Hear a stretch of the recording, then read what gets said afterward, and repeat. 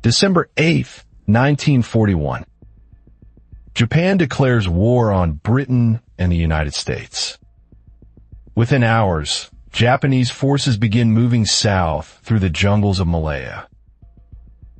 The British expected the campaign to last months. They had fortified Singapore. They had tanks, artillery, and numerical superiority. Japan took the entire peninsula in 70 days. It was the largest surrender in British military history. For decades, the official explanation was the jungle. The heat, the terrain, the unexpected direction of the attack. But buried in the military reports that came out of the campaign was a detail the official histories rarely mentioned. The Japanese army moved through the Malayan jungle on bicycles. This is File 018, the file on the weapon that changed the outcome of a war, that nobody put on a monument. To understand why bicycles changed this campaign, you first need to understand what the British military expected, and why those expectations were almost perfectly wrong. British military doctrine in 1941 assumed that the Malayan jungle was impassable for a large conventional force. The terrain was too dense, the roads too few. The primary threat, they calculated, would come from the sea. Singapore's famous guns faced the sea.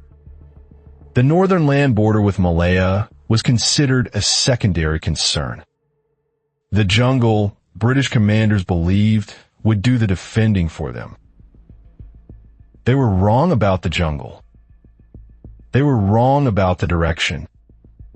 And they were entirely unprepared for the thing that made both mistakes fatal.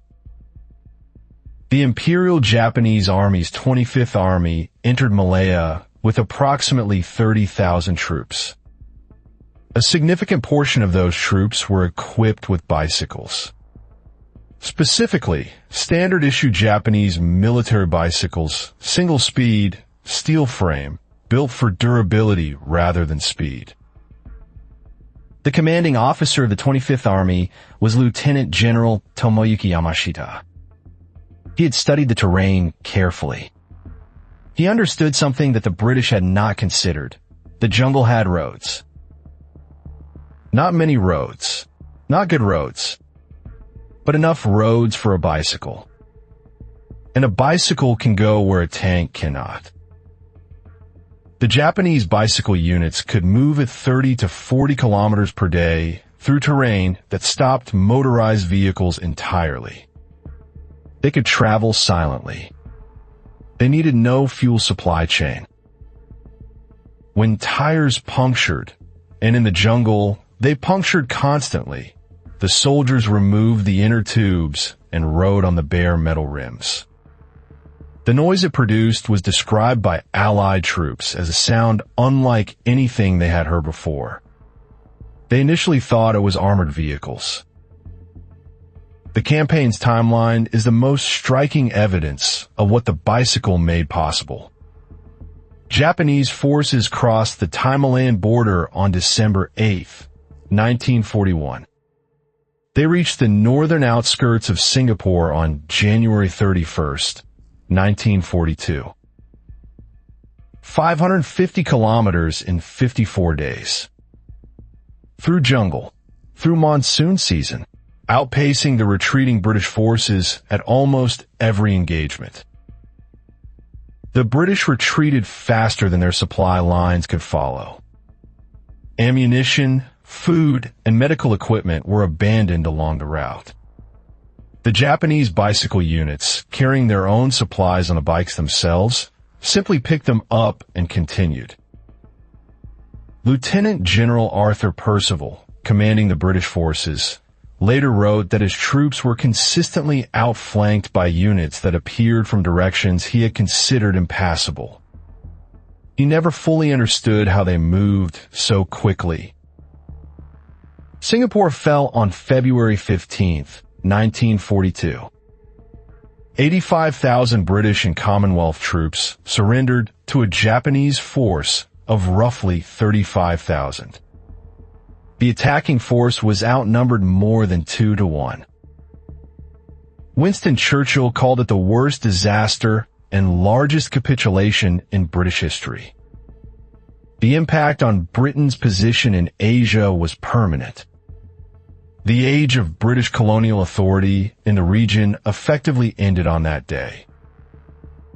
Post-war analysis from the British Army's own after-action reports consistently identified mobility as the decisive factor. Not numbers, not firepower, not jungle experience. The ability to move faster than the opponent expected. Malaya was not the first time the bicycle had been used in warfare. It was simply the most consequential. As early as the Franco-Prussian War of 1870, military planners had recognized the bicycle's potential for rapid troop movement. By the First World War, most major armies had dedicated bicycle units. The British Army had its own bicycle infantry battalions in the First World War. They were used for rapid communication and flanking movements. By 1941, the British had largely abandoned bicycle units in favor of motorized transport. Japan had not. While the British were betting on trucks and armor, Japan was investing in the thing that needed no fuel, no road, and no maintenance beyond a pump and a patch kit. The Malayan campaign is remembered for many things.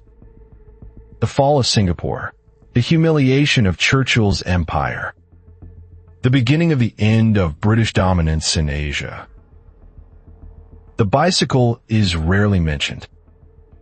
It does not appear in the famous photographs. It is not carved on the memorials. But it is in the military archives of 3 countries, consistently identified in after-action reports as a primary enabler of Japanese mobility. There's a reason for this omission. Military victories are remembered in terms of the weapons that define them: tanks, aircraft, naval power. A campaign won partly on bicycles does not fit the narrative that military institutions prefer to tell about themselves.